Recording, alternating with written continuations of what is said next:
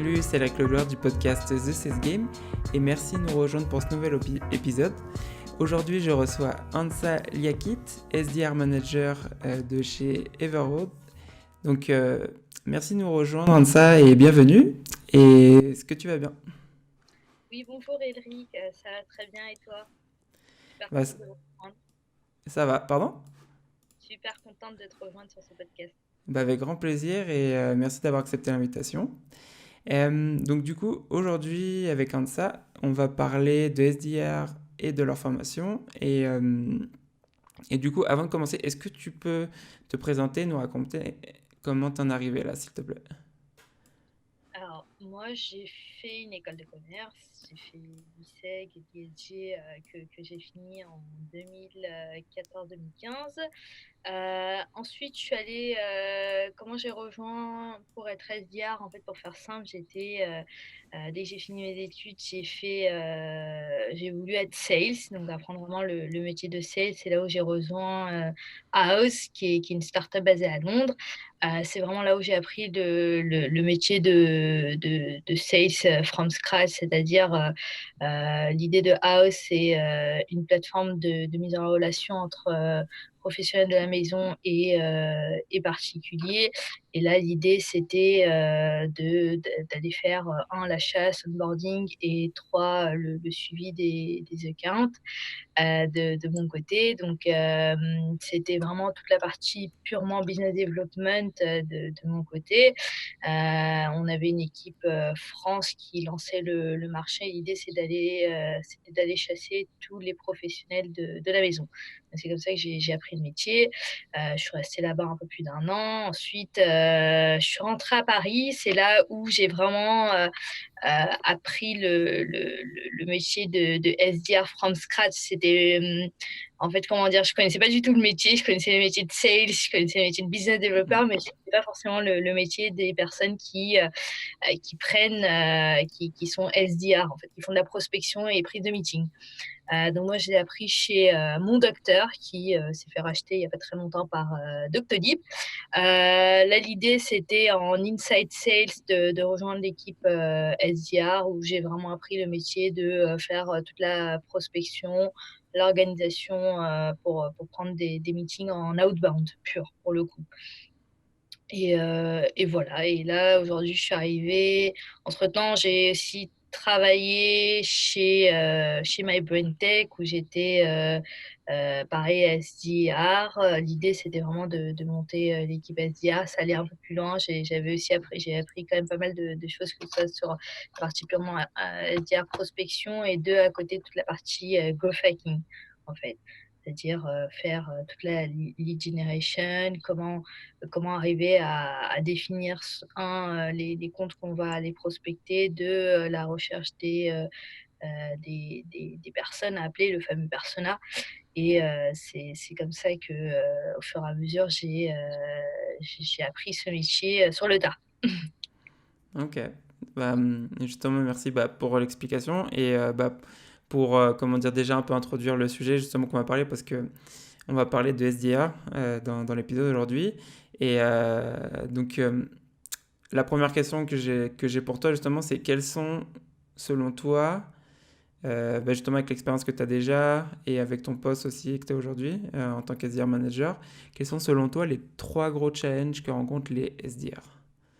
Ah, pour faire simple, il y a plusieurs challenges qui sont rencontrés par les SDR. L'idée d'un SDR, comme on peut le savoir, on peut le deviner, c'est de faire de la prospection et faire toute la partie pré-sales, justement, c'est-à-dire qualifier les entreprises, enfin faire le ciblage en cherchant les entreprises qui pourraient nous intéresser, deux, rechercher des contacts au sein de cette entreprise qui seraient susceptibles d'être intéressés par le produit de l'entreprise ou sur lequel on va résoudre un pain point. Et trois, c'est faire toute la partie qualification, rechercher les informations pour prendre des meetings. Donc, les trois gros challenges des SDR aujourd'hui, c'est d'être je dirais bien organisé. C'est hyper important d'avoir une organisation rigoureuse et claire pour se dire, voilà, je vais définir à la fois les comptes que je vais cibler, les personnes à l'intérieur des comptes, enfin, les personnes à cibler,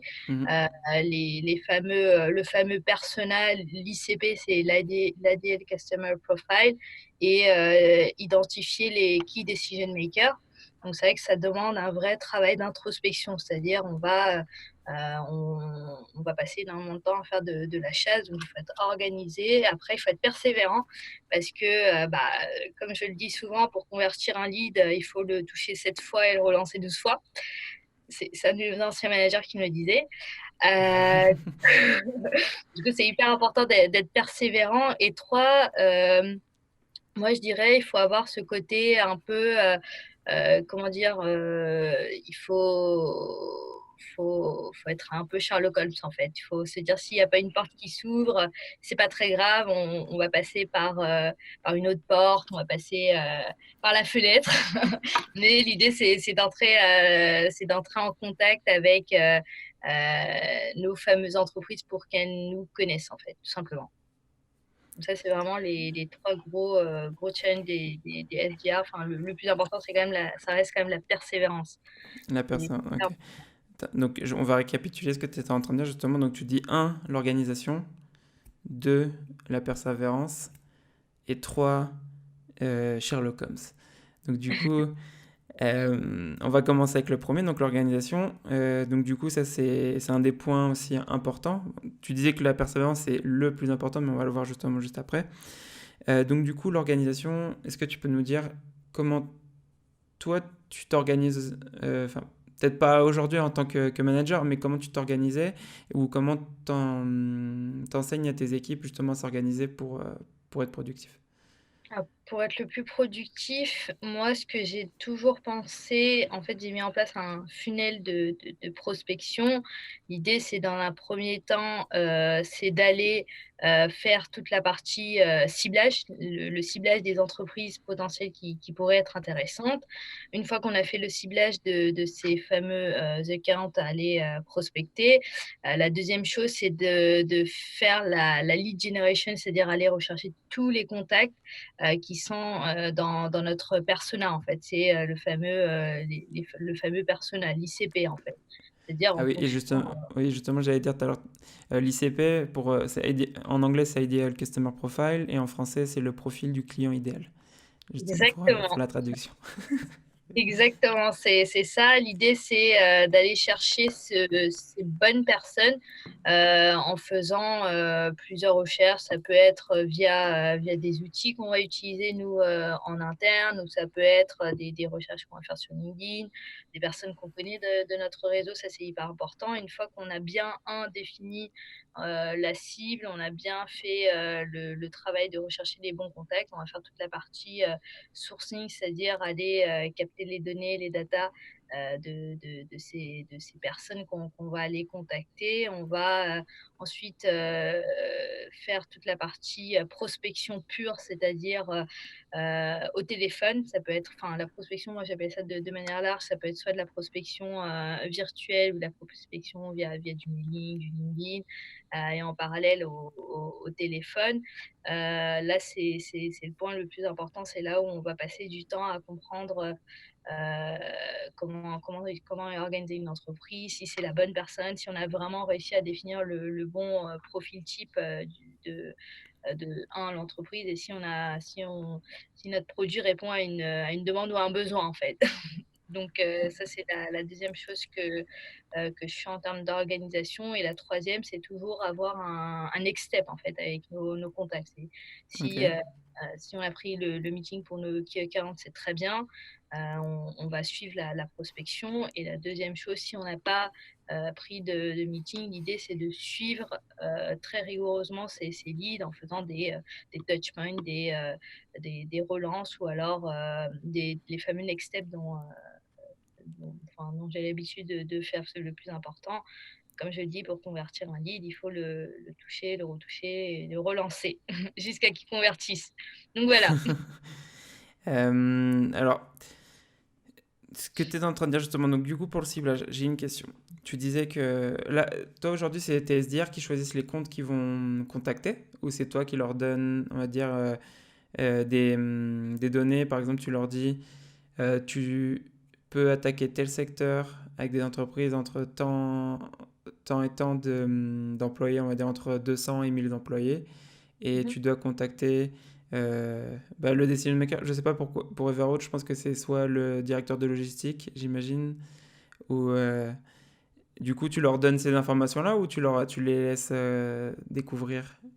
Alors, nous, en fait, quand on est organisé en binôme avec nos key account managers. Donc, il y aura, on prend en compte plusieurs facteurs. On va voir euh, enfin, la fameuse verticale, les secteurs qu'on va définir. Et Mhm. dans ces secteurs-là, en fonction on a essayé de définir plus ou moins en fonction du chiffre d'affaires de l'entreprise, disons. On Ok. part plus pour ça et à l'intérieur, on essaie au début, dans un premier temps, de définir un groupe d'entreprises, mais après, c'est vrai que l'idée, c'est que chaque binôme qui account manager et SDR soit vraiment autonome et qui soit owner de leur prospection, en fait. C'est-à-dire, on leur donne quelques entreprises à aller prospecter. Et à partir de là, justement, à eux d'aller chercher d'autres entreprises dans ce secteur-là avec peut-être les mêmes besoins, les mêmes enjeux. Et deux, le persona est plus ou moins aujourd'hui défini. Après, il reste large en fait chez nous. Donc c'est vrai que comme tu le disais, c'est souvent des managers, des directeurs supply chain, logistique en fait. Ouais, je te demandais ça justement parce que nous, là aujourd'hui, on est en plein là-dedans. On est en train de voir en fait pour retirer on laisse, c'est pas qu'on va plus leur laisser le choix, c'est juste qu'on va leur donner une liste en fait d'entreprises et qui peuvent à choisir au lieu d'attaquer tous les secteurs et n'importe quoi. Parce que bah, enfin, ce qui se dit normalement, enfin, ce qui se dit, et on l'a vu jusqu'à maintenant, c'est que bah, nous, on a des SDR dans l'équipe qui ont attaqué des verticales qu'on voulait pas. Et parce qu'ils pensaient que c'était des bonnes verticales et ça n'a pas fonctionné. Et alors que justement, l'information avait été donnée. Donc, nous, les verticales qu'on attaque, enfin, les secteurs qu'on attaque, c'est tout ce qui est retail, grande distribution, pardon, tout ce qui est. Ah, Pardon, c'est tout ce qui est grande distribution, tout ce qui est call center, les chaînes d'hôtels, enfin c'est tout ce qui est des groupes en fait où il y a beaucoup de personnes dans un même établissement. Et il y a des personnes en fait justement qui ont essayé d'attaquer d'autres verticales qui n'avaient pas été données et ça n'a pas donné de résultat. Et justement en fait ça m'intéressait de voir comment vous étiez en train de le faire pour voir comment on pourrait le faire nous aussi. Donc, tu disais, donc, alors, premièrement, ça passe par le ciblage, donc, du coup, le choix des entreprises. Donc, là, c'était les binômes, donc SDR et qui est compte manager qui choisissaient leur cible. Après, tu disais, une chose intéressante, justement, c'est que là, tu passes sur la génération des données de tes prospects et que tu utilisais des outils. Comment vous faites, en fait, pour cette partie-là? Alors là, on va avoir des outils, enfin, on va utiliser notamment LinkedIn Sales Navigator, justement, où Ok. on va faire notre recherche de leads, de contacts qui fait partie de notre fameux ICP. Mhm. Et à partir de là, on met les data dans notre CRM, en fait, pour faire simple et on contacte ces gens-là. Moi, je suis plus fan du fameux warm calling, c'est-à-dire on n'appelle pas Ok. front of lead parce que ça reste quand même un niveau de seniorité assez élevé au sein des entreprises, donc les appels sont jamais disponibles. Justement, on essaye de réchauffer le lead en faisant du mailing en fait. En amont, en se présentant, en disant enfin des mails de prospection clairs, concis, précis, qui vont droit au but avec le next step pour savoir si c'est la bonne personne, s'ils sont disponibles pour qu'on puisse échanger au téléphone. Et s'ils sont OK, bah là, du coup, on décroche le téléphone, qui reste quand même très très important quand on est SDR au final. Exactement. Et justement, est-ce que tu utilises des outils en fait pour trouver les données de tes prospects? Est-ce que tu as un outil que tu trouves enfin, que tu utilises pour trouver les emails ou les numéros de téléphone? Ouais, alors pour trouver les numéros de téléphone, en fait, je vais souvent faire des recherches sur Google, ça reste assez basique et pour, tout ce qui est recherche d'adresse mail, il y a scrap.io qu'on a un peu. On va avoir Hunter aussi qui nous permet de trouver les adresses mail en fonction du nom de domaine. Une fois qu'on a deviné le nom de domaine, ça devient beaucoup plus facile pour faire les recherches d'autres personnes, en fait, contacts. Ok, bah justement, bah merci pour l'explication de comment tu trouves justement tes infos. Après, je voulais revenir sur ce que tu disais sur toujours mettre une next step comment dire, dans ta prospection. Donc du coup, tu avais commencé à me parler du warm calling, donc l'appel à chaud, donc que tu disais que tu commençais par l'envoi d'email. Donc du coup, est-ce que tu peux nous dire un peu comment ça se passe, la séquence? Donc j'imagine, mais tu vas me confirmer que tu commences par un email ou plusieurs emails avant de faire un appel. Ou comment ça se passe? Alors chez nous, c'est vrai que comment on a séquencé ça dans un monde idéal, comme je le dis, parce que c'est des choses qu'on est en train de tester, de mettre en place, c'est de faire enfin, on recherche toutes les infos avec LinkedIn Sales Navigator et dans une seconde phase, on va leur faire du mailing. Et une fois que la campagne mailing est terminée, là, on va appeler par ordre de priorité ceux qui nous ont répondu, ceux qui ont cliqué sur un objet, ceux qui ont ouvert le mail et ceux qui n'ont pas répondu, ils restent de côté en attendant. Donc vraiment, ça c'est ce qu'on est en train de mettre en place et c'est vrai que j'appelle ça du warm calling parce que quand on appelle ces contacts-là, on a plus de facilité à s'introduire en se disant voilà, moi je vous appelle parce que je vous avais envoyé un mail. Et là, tout de suite, les personnes se sentent un tout petit peu obligées de nous écouter quand même.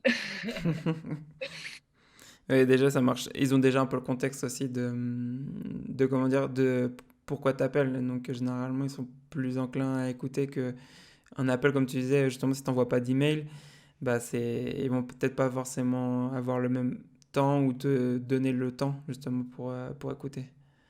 Exactement, c'est vrai que le plus important, ça reste la contextualisation. C'est-à-dire, je fais suite au mail que je vous ai envoyé récemment. J'ai vu que vous ne m'avez pas répondu. Du coup, je viens aux nouvelles parce que parfois, avec la petite blague qui va avec, j'existe vraiment. Et qu'il y a vraiment une personne derrière.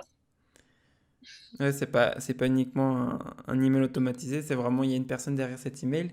Ouais, ça reste quand même important d'avoir ce côté un peu, personnalisé où, on existe quand même, même s'il y a il y a le côté automatique, il y a une vraie personne qui est derrière, de maintenir ce côté, relationnel, ça reste quand même, fondamental, en fait.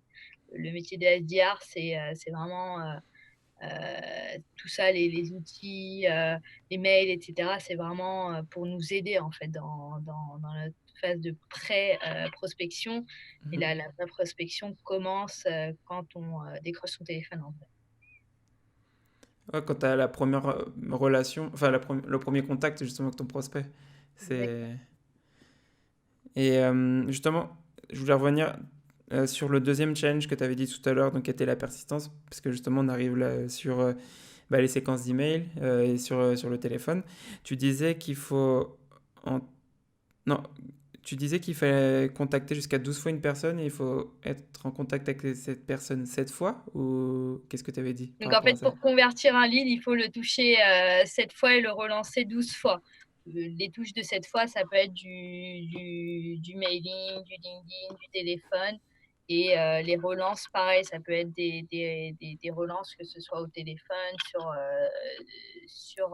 du cross, enfin, c'est vraiment du cross canal, du multicanal, en fait. C'est Ok. ça qu'il faut tenir en compte. C'est pas que du téléphone, on n'appelle pas un lead 12 fois. Et justement, j'allais te demander, comment tu fais avec tes prospects? enfin, tu avais déjà commencé à parler de ça un peu tout à l'heure. Comment tu fais avec des prospects qui répondent pas justement, que ce soit sur LinkedIn, que ce soit par téléphone, que ce soit par email? Ces prospects-là, combien de fois tu les contactes et à partir de quel moment tu arrêtes de les contacter justement? Alors, ces prospects qui répondent pas, j'essaye quand même de les contacter à 4-5 reprises, pas toujours dans la même journée, mais je séquence ça sur plusieurs jours, plusieurs semaines. Et si j'arrive pas à voir, je vais prendre un de ses homologues, en fait, un de ses confrères, c'est-à-dire la personne qui a exactement le même profil que la personne que je souhaite joindre, pour lui demander si cette personne aussi s'occupe de cette partie-là pour notre produit en fait. Et comme ça me permet de multiplier en fait mes touch points avec une entreprise en fait et différentes personnes dans un même service parce que vu que notre cible ça reste quand même des grands comptes, des responsables supply chain, des responsables logistiques ou des directeurs supply chain, il y en a plusieurs par entité, par groupe, par filiale. Donc ça reste important et après parfois je vais passer par le standard en leur demandant, «Bah, écoutez, voilà, j'essaie de joindre cette personne, elle est là, elle est pas là». Enfin, j'essaie vraiment de faire ce travail de recherche d'informations, heu, via tous les canaux possibles, en fait, au téléphone. Comme tu disais tout à l'heure, justement, tu fais Sherlock Holmes justement pour essayer de trouver le chemin justement pour ce compte-là. Exactement, l'idée c'est vraiment, le métier de SDR au final, heu, c'est moins de faire call center, mais Mhm. c'est vraiment d'être vraiment un Sherlock Holmes, essayer de comprendre comment fonctionne une entreprise, comment enfin la personne qui est décisionnaire, comment elle travaille aujourd'hui pour arriver à cerner, le plus facilement possible, ses besoins. Donc l'idée pour moi d'un bon SDR aujourd'hui, c'est d'être, plus à l'écoute, essayer de comprendre les fameux pain points et de cerner les besoins pour essayer de dire: «Voilà, ça c'est votre besoin et aujourd'hui moi ce que j'ai à vous proposer c'est un outil ou une solution, une plateforme ou, whatever qui va vous permettre d'être plus efficace, d'être plus efficient et d'avoir une meilleure gestion de votre activité aujourd'hui», en fait, le fameux, ROI. Et justement, avant de continuer sur ce que tu es en train de dire là, sur la partie, pour toi, ce que fait un SDR, ce que tu attends d'un SDR, c'est d'être à l'écoute et de comprendre en fait les pain points, donc les challenges actuels en fait de tes prospects. Je voulais te demander, parce que en fait, tu avais dit un truc intéressant justement là. Tu disais que par exemple, ton prospect, s'il ne te répond pas, tu vas contacter un de ses confrères en fait, qui est dans la boîte pour essayer justement de pouvoir entrer d'une certaine façon. Donc du coup, quand tu prospectes une boîte, tu cherches une personne, enfin tu prospectes une personne ou tu essaies de prospecter plusieurs à la fois d'un coup? Quand je fais ma prospection, j'essaie vraiment de prospecter plusieurs personnes à la fois, pardon. Ouais. Et l'idée, c'est vraiment, quand je prospecte plusieurs personnes à la fois, surtout sur les grands comptes, c'est que tu te rends compte que, une entité n'est pas organisée pareil, de son côté où il y a pas qu'un seul interlocuteur, en fait. Ils sont parfois, 3, 5, 8, 10, on ne sait pas, en fait. Enfin, il y a une vraie hiérarchie des key decision makers, en fait. Donc Ouais, c'est le plus important, c'est dès le départ de comprendre qui est, de bien comprendre une fois qu'on a défini notre ICP, de dire qui sont les, decision makers au sein, de cette entreprise et c'est ces personnes-là qu'il faut arriver à toucher, à cibler, à faire en sorte qu'ils nous répondent et qu'on arrive à prendre, un rendez-vous pour une key account et 2 pour que, derrière, il nous rapporte du business. exactement. Oui, bien sûr, c'est l'objectif final de la prospection. Et pour revenir donc sur ce que tu disais, donc c'était pour toi un SDR, c'est une personne qui doit être à l'écoute et qui doit trouver, enfin répondre au challenge de vos prospects, justement pour leur apporter donc ce fameux ROI. Donc, parce que bien sûr, l'idée de vendre une solution, c'est d'apporter justement en fait une amélioration en fait dans son business. Donc du coup au final ça leur fait gagner de l'argent même s'ils sont en train d'en investir. Donc du coup comment ça se passe? Comment tu transmets ça en fait justement à tes SDR, pardon. Comment tu fais pour leur transmettre ce côté-là que bah, le travail des SDR c'est pas uniquement justement de prospecter pour prospecter, justement c'est d'essayer bah, de comprendre que bah, derrière le prospect, bah, en fait, bah, lui, il a ses challenges personnels, les challenges de son équipe. Enfin, comment tu fais pour transmettre ça? Alors pour transmettre à l'équipe tout ça, ce fameux savoir que j'ai un peu acquis au fur et à mesure de mes expériences, l'idée c'est on essaye de mettre en place des guidelines, des process assez clairs pour se dire step 1, il faut faire ça, il faut bien cibler, step 2, rechercher les contacts, 3, quand tu fais la qualification, voilà les étapes à suivre. Et on a mis en place un, un pitch type. Enfin, l'idée, c'est pas d'avoir un pitch où on va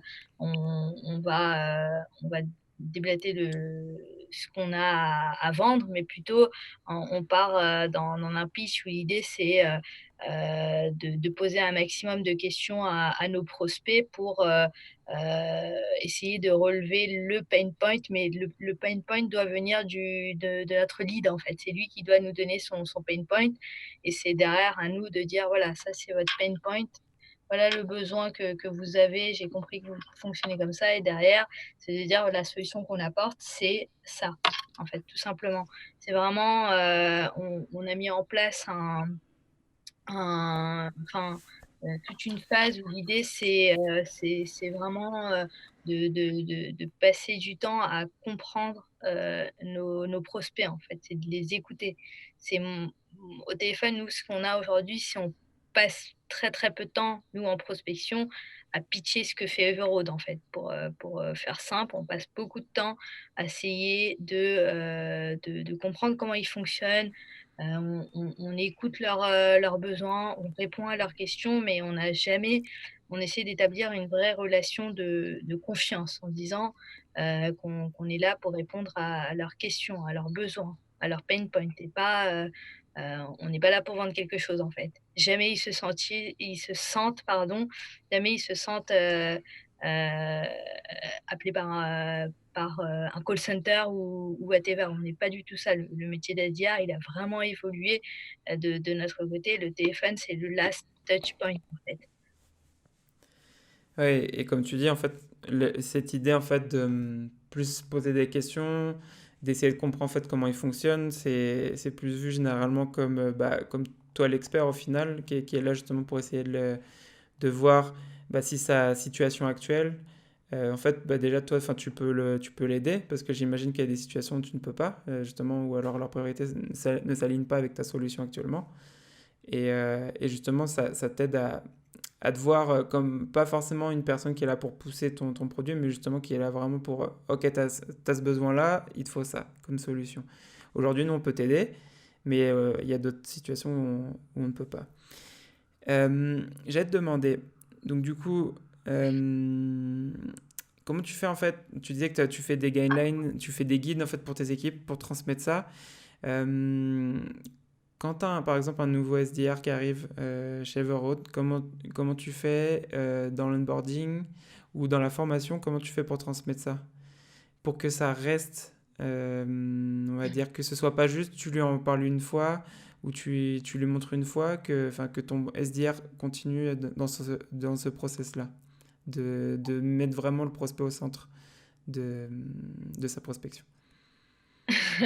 Alors, nous, ce qu'on a mis dans la phase d'onboarding chez nous en SDR, c'est vraiment une partie où l'idée, c'est que le SDR prenne du temps à comprendre notre pitch, parce on n'a pas de pitch type, en fait, chez Everroad qu'on a mis en place. On a mis, enfin, nous, dans l'équipe SDR, on a mis une espèce de guideline où l'idée, c'est d'avoir les 4-5 questions précises bien en tête qu'on va poser à notre prospect. En fonction des objections qu'il aura, bah, rebondir sur notre proposition de valeur qu'on a justement.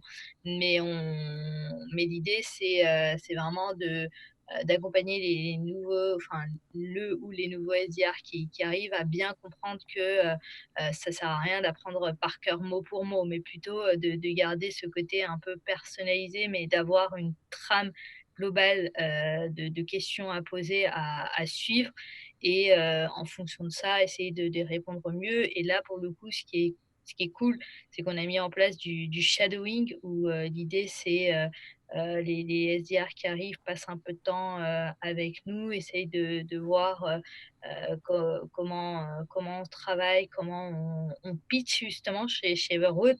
Et en parallèle, ce qui est cool, c'est que là, on a mis en place un coaching pitch où on fait des écoutes de call qu'on a et aussi toute une partie où on fait des jeux de rôle en fait, entre nous. Le plus important, ça reste quand même le jeu de rôle qu'on a mis en place.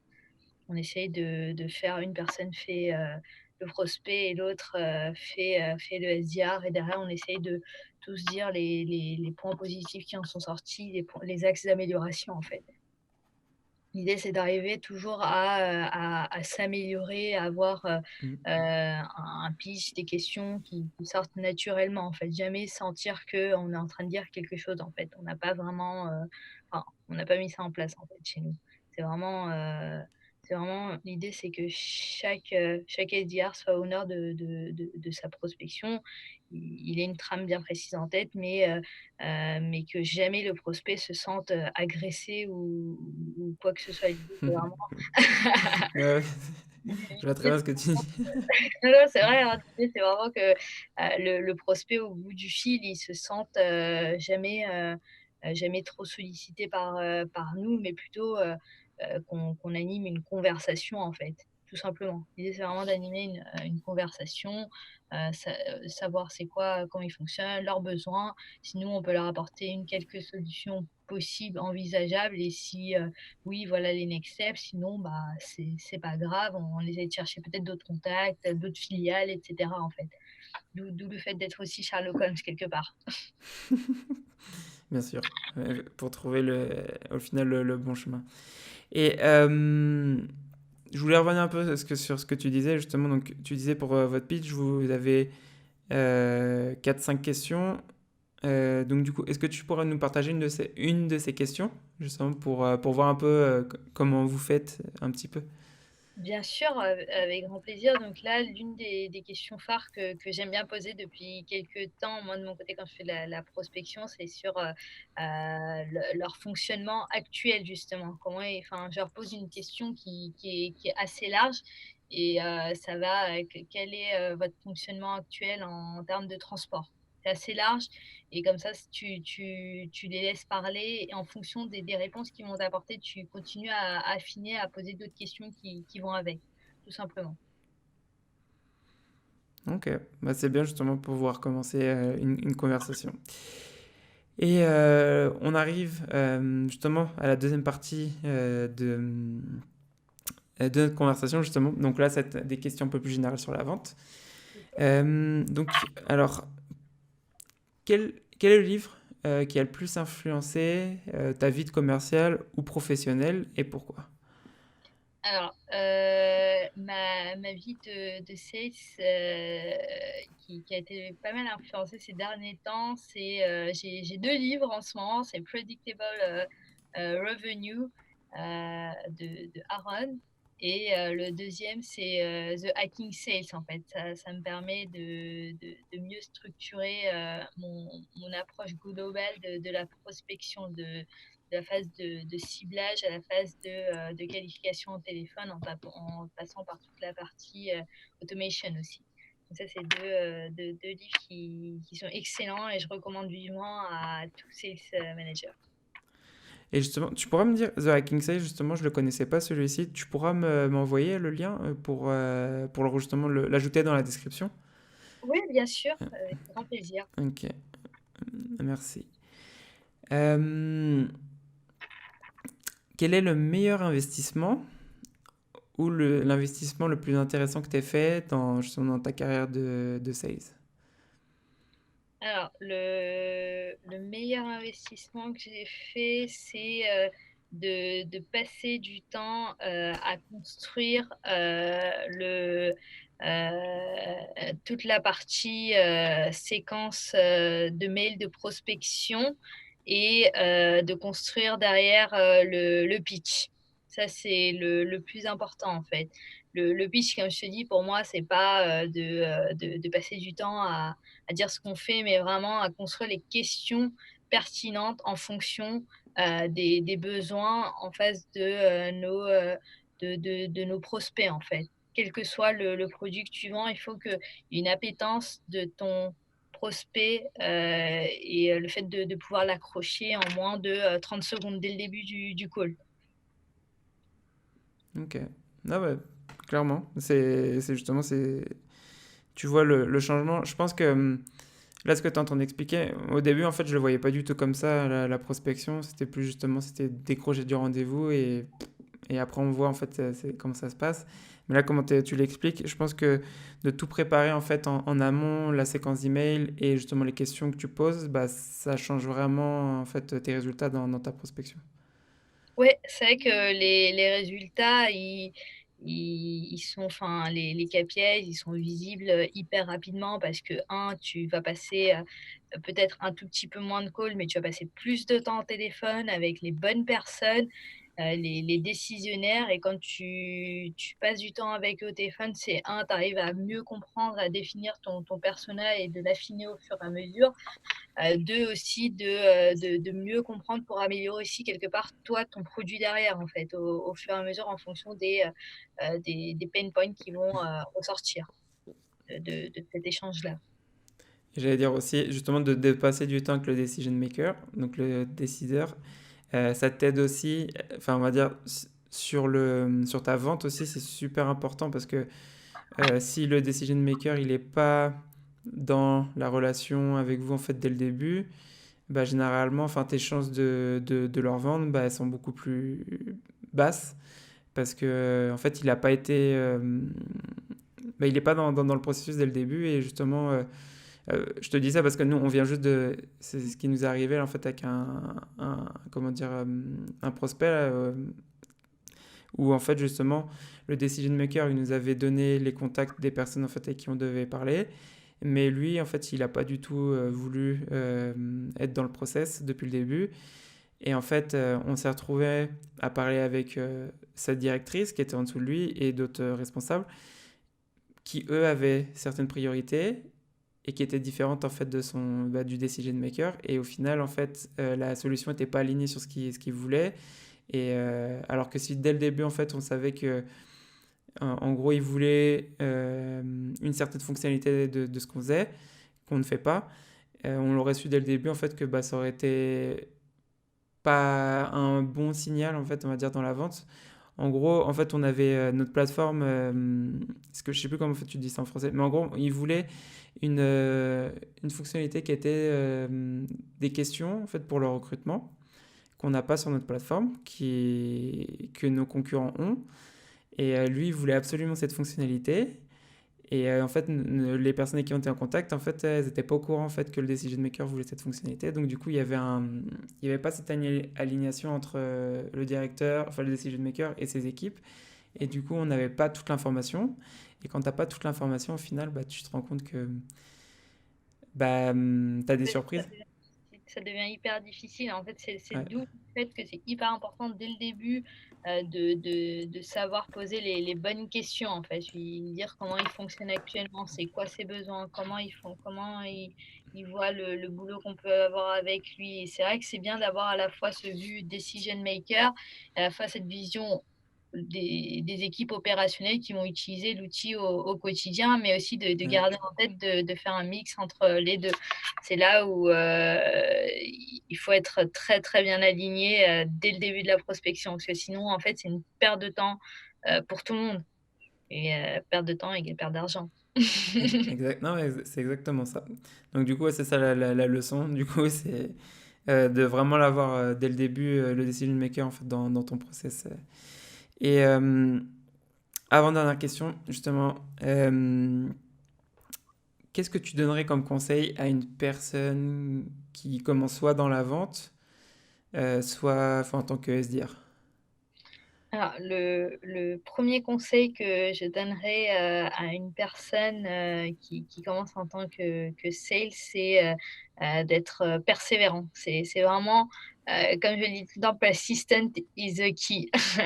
C'est hyper clé parce que quand quand tu es sales, tu es SDR, tu passes beaucoup de temps à essuyer les non et chaque win, c'est comme si, tu avais gagné à Euro-Millions, en fait. Donc c'est vrai que le plus important, ça reste la persévérance. C'est vraiment la clé de voûte, en fait, de ce métier-là. C'est de jamais, baisser les bras. Ne jamais abandonner. Exactement. Et on arrive justement sur la dernière question d'aujourd'hui. Donc c'est pour ceux qui écoutent et qui veulent s'améliorer, quel serait ton défi à mettre en place dès demain dans leur poste de commercial? Alors, les défis, à mettre en place, c'est, d'avoir des objectifs qui soient clairement définis. Tu te dis, «Aujourd'hui, voilà comment je vais organiser ma journée. Je vais essayer de passer, un maximum de calls et à faire, 2, un maximum de closing, en meeting», en fait. Pour un SDR, le closing, ça reste le meeting. Et du coup, garder bien en tête qu'à la fin du call, il faudrait que, ce qui doit en sortir, c'est, le next step. C'est meeting, pris, très bien. Si pas meeting pris, bah, c'est quoi le next step? On envoie un mail, on rappelle au bout de quelques jours, on essaie vraiment d'attirer l'attention de notre prospect. En fait, l'idée, c'est vraiment, de garder en tête le défi, c'est, d'atteindre ses objectifs, en fait, voire de les dépasser. Mais c'est exactement ça, justement. Justement, bah, la vente en général, c'est soit remplir ses objectifs, enfin, au minimum remplir ses objectifs, et généralement, c'est de les dépasser. Exactement. Et du coup, bah, Ansa, merci beaucoup pour aujourd'hui d'avoir accepté l'invitation et d'avoir pris le temps en fait, de répondre justement à toutes les questions que j'avais. Et est-ce que tu as quelque chose à rajouter? Bah, écoute, la seule chose que j'ai à rajouter, c'est d'être, résilient et ne jamais, abandonner et toujours viser plus haut parce que le seul risque, c'est d'atterrir dans les étoiles. Si on vise la lune. Bah, Sky is écoute, the limit. merci beaucoup et je te dis à bientôt. Ciao! OK, à bientôt. Merci d'avoir écouté cet épisode de The Sales Game. Si t'aimes le podcast, abonne-toi, laisse un commentaire, une note, partage-le avec tes potes, fais-le écouter à ta mère. En gros, fais-en ce que tu veux. Et ça serait top aussi si tu pouvais m'aider à le partager. On se revoit dans le prochain épisode. Ciao!